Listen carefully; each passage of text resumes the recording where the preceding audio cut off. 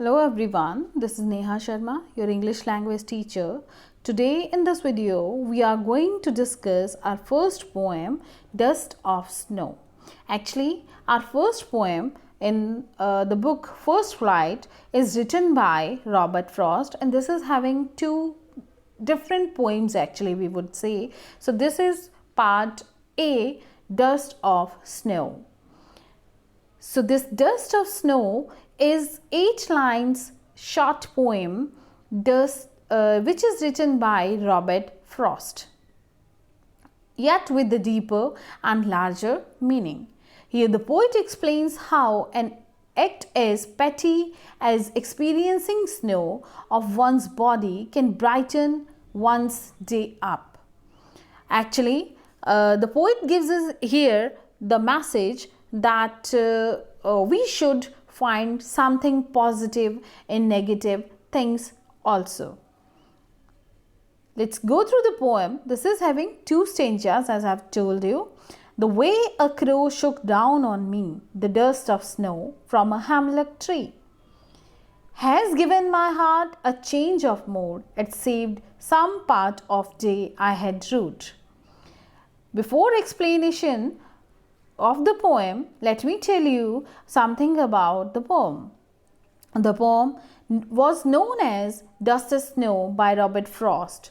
It is said to have been first published with the title Favour in December 1920. Issue from London Mercury. This poem was later reprinted under the title Snow Dust in January 1920, issue of the Yale Review. Finally, it was collected in the famous collection of poems by Frost entitled New Hampshire. That was published in the year 1923. This collection went on to win the Pulitzer Prize. And let me tell you about the theme of the poem.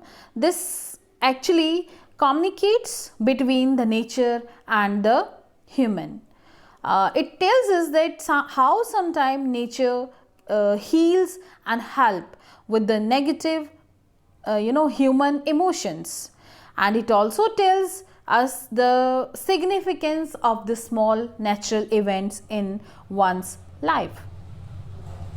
So let me discuss some of the important points with you. This is a short poem with having 2 stanzas, 4 lines in each stanza, and the first stanza gives the description of the incident and the second stanza gives the effect or the impact of the incident. In the first stanza, the poet's mood was sad, dejected, sullen, depressed and melancholic and gloomy too. Let's read the first stanza. The way a crow shook down on me from a hemlock, the dust of snow from a hemlock tree. So dear students, here this word shook. Shook is the second form of shake, right? So shake, this you may say here. And this hemlock. Hemlock is a poisonous tree with the small white flowers.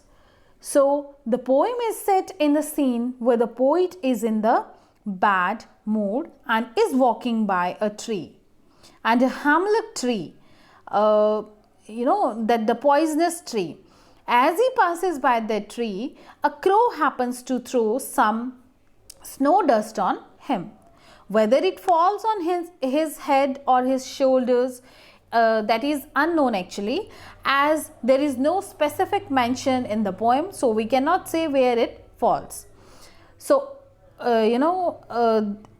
whether the crow was landing or was he shivering or what happened, that reason is also not given. But when he was sitting or taking off from the branch, that happened to send some particles of the snow upon the author. Here the 2 agents of nature, the hemlock tree and the crow. Okay, the hemlock tree and the crow. These are the signifiers of sadness and gloom, just like the poet's mood was in the opening scene. Means the two negative things he has taken here, the crow also and the hemlock tree also. So let's see. Here this first stanza presents the setting of the poem, and that paints a vivid picture of the winter landscape also. This describes the incident that occurs in the poem, and it tells us that when it happens, when this happens, so when he was roaming and he was sad. If we talk about the rhyming scheme of this first stanza, that is what? A, B, A, B. So here crow in first line, this is crow, and in third line this is snow. Crow and snow. Clear? So this is having A, rhyming means we will give it A, and second line is having me, and the fourth line is also having tree. So this me and tree, me and tree, we will give it B. That's why it is A, B, A, B. So this is alternate rhyme scheme also. Second stanza is, has given my heart a change of mood and saved some part of day I had rued. Rude means what? Rude means to spoil or to held in regret, no? So that is called rude. So here actually for the reason unknown, the author was having a terrible day. Why he was upset, that is not mentioned.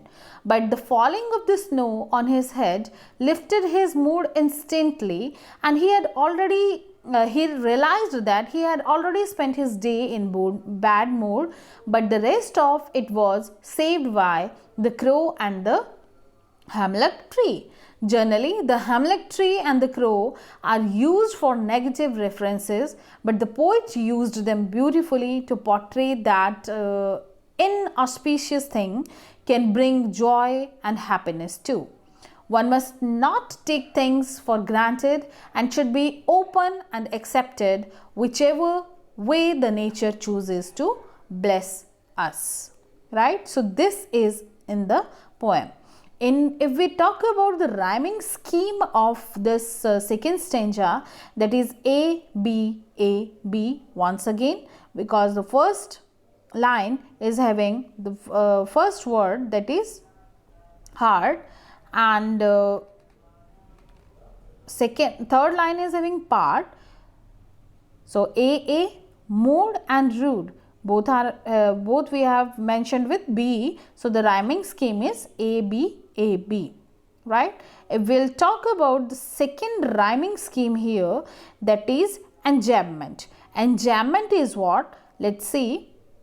Enjambment refers to the practice of running lines from one to next without using any kind of punctuation mark.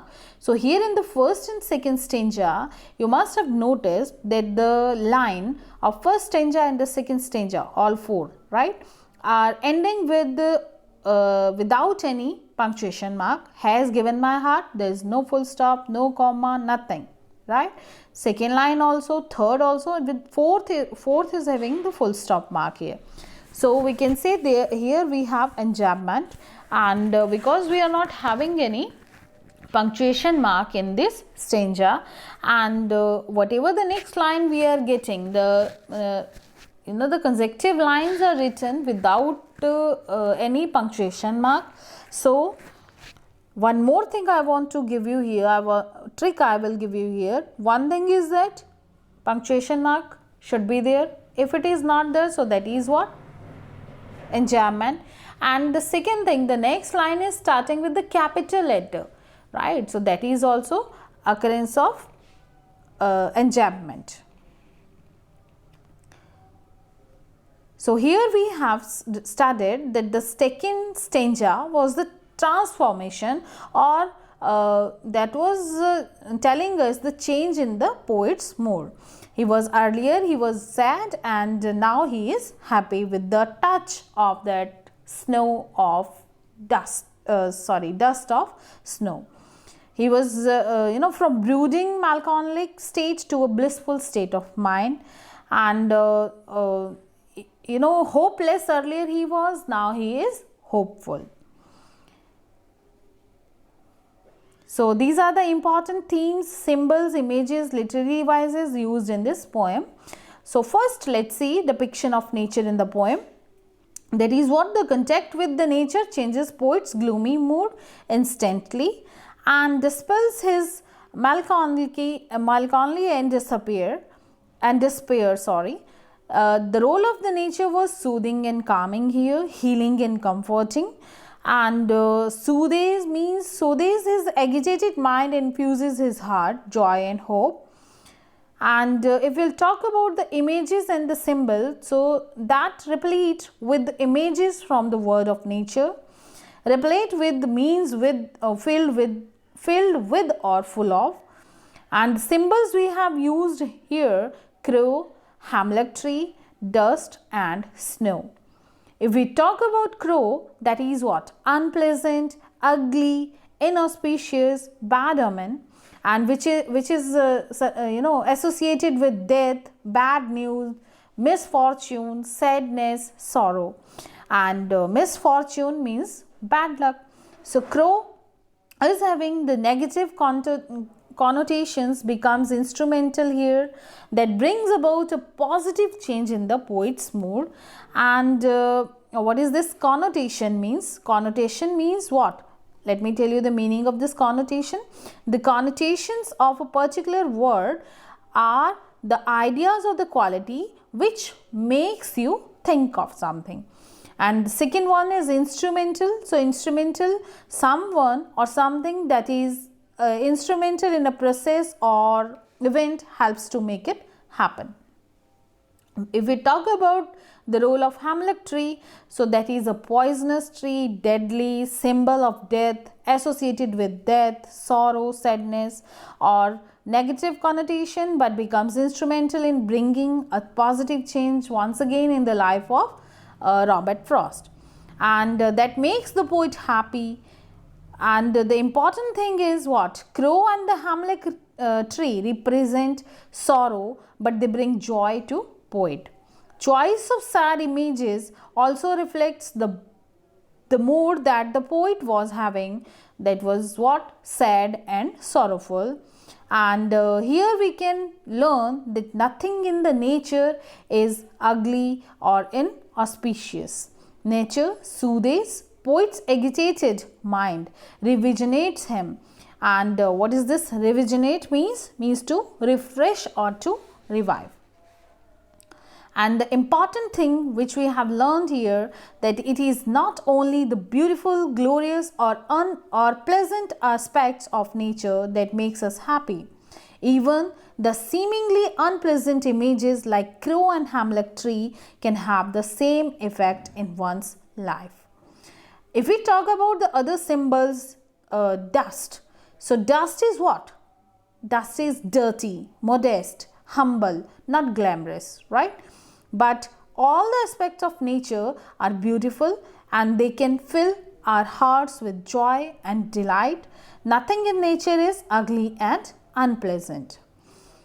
If we talk about snow, so snow is a symbol of harshness, coldness, difficulties, hardship. This symbolizes the barrenness also in the polar region. You must have seen where it is the very chill cold is there and snow every time, every day throughout the year. So that symbolizes the barrenness also. Negative connotation, but instrumental in bringing a positive change. Now if we talk about dust of snow, that represent the joy that nature bestows upon us. So the message of the poem is life. If we'll talk about life, that is what? Full of difficulties, surrounded by sorrows, but we can find joy amidst sorrow. Nothing in nature is ugly or unpleasant.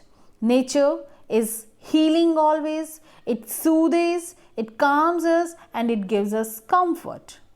If we talk about the literary devices once again, so that is rhyming scheme and enjambment we have already discussed. So symbolism, if we'll talk here, it is the use of symbols to signify ideal qualities by giving them symbolic meaning that they are different from their literal sense. Here, let me tell you, the symbols used are crow, hamlet tree, dust of snow. All these symbols are having the negative association, but they replace the positive connotations. If we'll talk about the alliteration, so alliteration is where, let me tell you what is alliteration. Alliteration is what? The use of the same letter or the consonant sound at the beginning of the words that are closed together. So here in the two lines we can see, has given my heart and saved some part. So has, H capital, means H is there, and in this word heart. So H sound is being repeated, and that H is what? Consonant sound in the second line, and saved some part. So here S sound is being repeated. So that's why this is what? Alliteration. If we talk about second poetic device, that is imagery. Imagery refers to the mental pictures or images which are evoked in the minds of the readers through words in a literary work. Poem full of visual imagery of the winter landscape. When you study that visual, you visualize that landscape, that where Robert Frost was roaming. So that is what? Imagery. And a poet paints a vivid picture of a cold winter landscape using the symbols associated with sorrow, representing his own mental state. So dear students, this page is having the summary of this, both of the stanzas. You can note down these in your notebook for your further use, and this is of the second stanza, right? So everything is given here. So please read this poem once again and learn for examination. So that was what about the short poem by Robert Frost, which throws the light upon the unimaginable healing power of the nature and the tiny things, that how from a bad mood to ill health there is nothing that can't be cured by nature.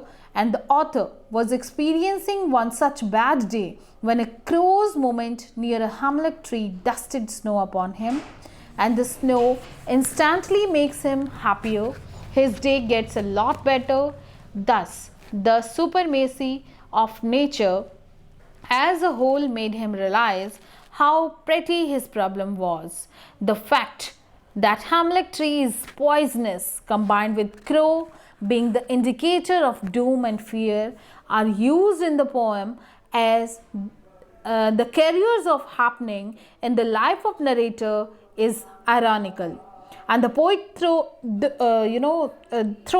with the help of these objects has tried to highlight that something sometimes creates linked with the negative aspects of life can be the bringer of the change and happiness. Being outdoor in nature with all its unpredictability can benefit anyone, anywhere, at any time. But dear students, in this time of corona, you have to stay inside and enjoy the nature from there only. Thank you very much. Stay safe, stay healthy.